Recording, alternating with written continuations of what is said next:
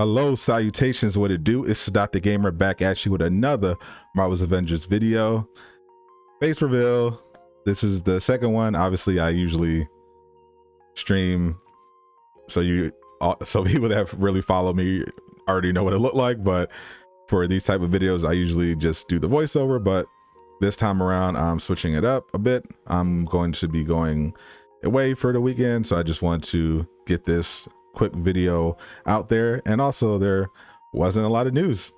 There was a bit, but I usually use these weekly recaps to talk about the dev stream. I just do a recap, but there was no dev stream. The dev stream was canceled. Now, there still ended up being a dev stream because I took it upon myself to fill in for the devs. I replaced them on my channel and did a stream where I answered your questions about Marvel's Avengers and, of course, forwarded all of your suggestions to the team. And it was a lot of fun. You guys seem to enjoy it. So if you want to check that out, if you haven't already, I'll link to that at the end of this video. But essentially, I'm not going to obviously recap a meme. So I'm just going to talk about the news that we did get, which is mainly about E3, and talk about what I'm expecting at E3 and what I think should happen at E3, because I think it is very important for the future of Marvel's Avengers that they really nail this stuff in the next few months. But before we get into it, make sure you smash that like button. You already know. Just do it for the algorithm. It helps more people see this video. And if you could, I really would appreciate it if you would subscribe. I'm trying to hit 2,000 subs by E3 next Sunday, June 13th. We are like less than 300 subs away. So if you guys can really push me to that finish line, I would greatly appreciate it. So without further ado, let's jump right into this video. Now, Marvel's Avengers tweeted this past week that they are officially going to have the Square Enix Presents. As you know, the Square Enix Presents happened back in April. That's where we got the world premiere of the roadmap, as well as that awesome teaser trailer for Black Panther and the War for Wakanda expansion. Well, it's coming back, and they're going to host it at E3 for that weekend, that first weekend of E3, which starts on the 12th officially. And we are going to be getting a glimpse at upcoming events, as well as the highly anticipated expansion, War for Wakanda. But if you look at the official title card that Square Enix Presents is promoting, you see the top headline is a world premiere from Eidos Montreal. Now, there have been rumors, they started a few years ago, that there would be a Guardians of the Galaxy game, and it has all but been confirmed. The game will be produced by Eidos Montreal. Unfortunately, it will be published by Square Enix, but Eidos Montreal is handling the development work. It is not going to be Crystal Dynamics, because obviously they have their hands full trying to get Marvel's Avengers to live up to its potential.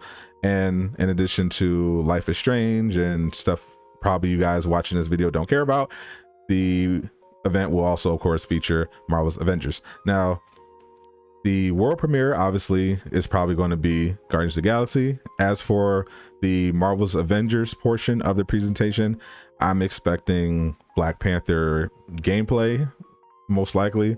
But more importantly, I think that they definitely need to, above all, give us some information about what is actually in that expansion. And ideally, when it's coming out, because obviously summer and beyond is a little too vague. You know, summer could be August, beyond could be December. So a little more specifics would be greatly appreciated in that regard.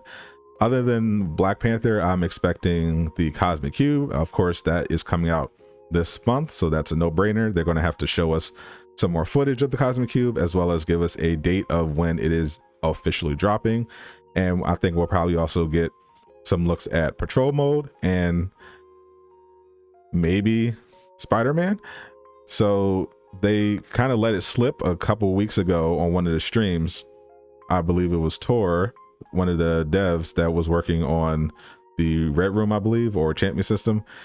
He said that there would be multiple heroes with Black Panther, and Miller, the former data miner extraordinaire, now content creator for this game, seems pretty confident that Spider-Man and Black Panther will be coming out at the same time. I remember before Hawkeye came out, he was noticing on the back end that they had dramatically ramped up production on Spider-Man to the point where he thought Spider-Man might actually come out before Black Panther. So it makes sense that Spider-Man and Black Panther would come out together. As you know, a lot of people were mad when it was announced that Spider-Man would be a PlayStation exclusive, and releasing him by himself would obviously bring all that backlash back.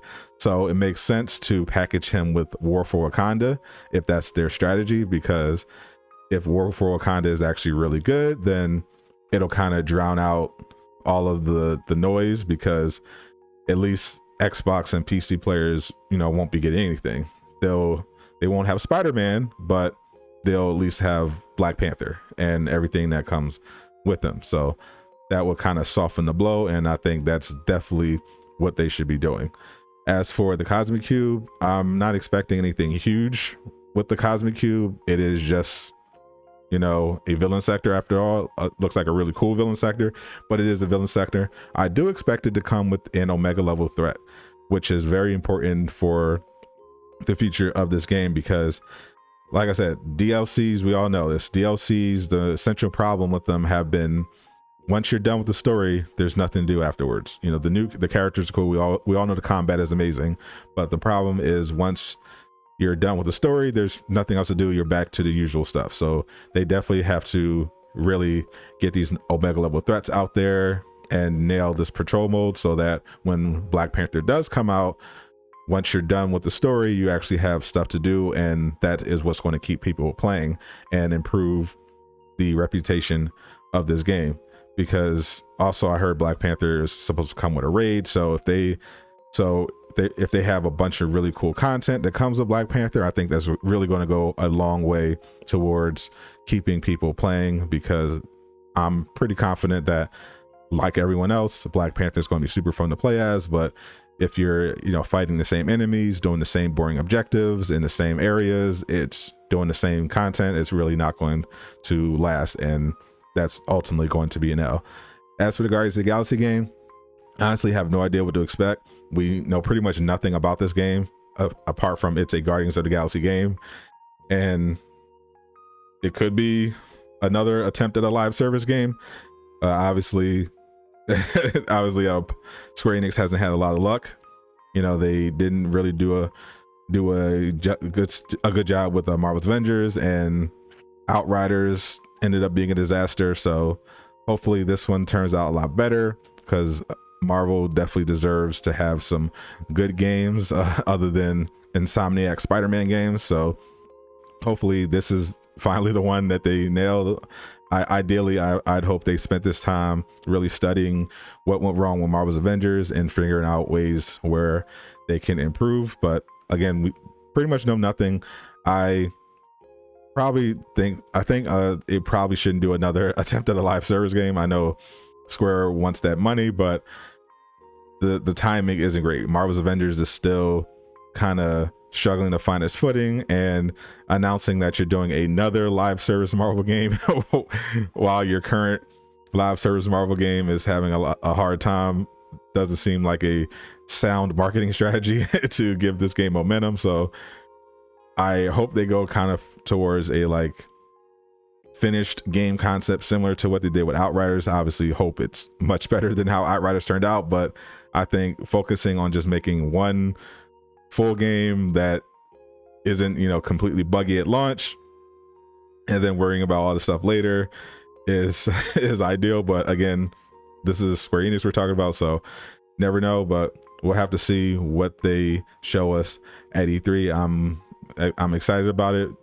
My expectations are relatively low. I'm just expecting an announcement of Guardians of the Galaxy, some Black Panther footage, and some information about when it drops, the Cosmic Cube release date, some probably more information about Mega Level Threats, because I think the first one is dropping with Cosmic Cube, as well as a look at Patrol Mode.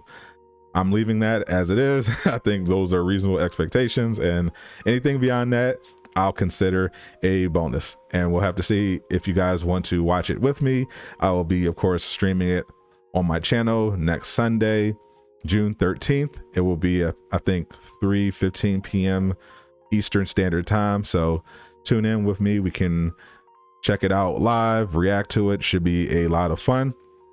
But that's pretty much it for the news this week. As you probably saw on my dev stream, there's really no other news. They said the dev streams are probably going to be canceled next Friday as well. There's no MCU skins. I'm assuming they're going to come out with the Cosmic Cube as well, but don't expect any next week.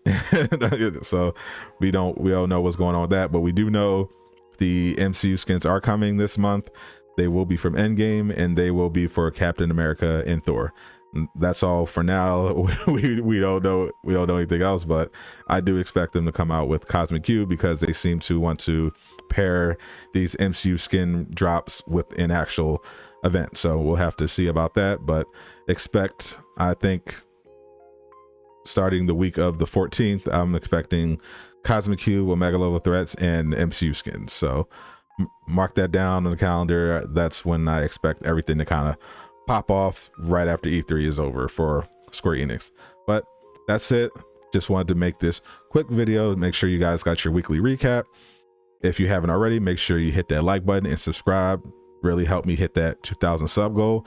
And if you want to support the channel another way, you can hit that join button and become a member today. You get some awesome perks, custom badges, some amazing custom emotes. We got Black Panther, Spider-Man, we got Doctor Strange, just some really cool stuff there. You also get early access to videos, member exclusive content, and we do weekly gaming sessions where we just hang out, just us members, play some Marvel's Avengers, just chat. It's really a lot of fun. I'm doing that today, in fact, and it should be really awesome. That's all. I'm Sadat the Gamer, signing out.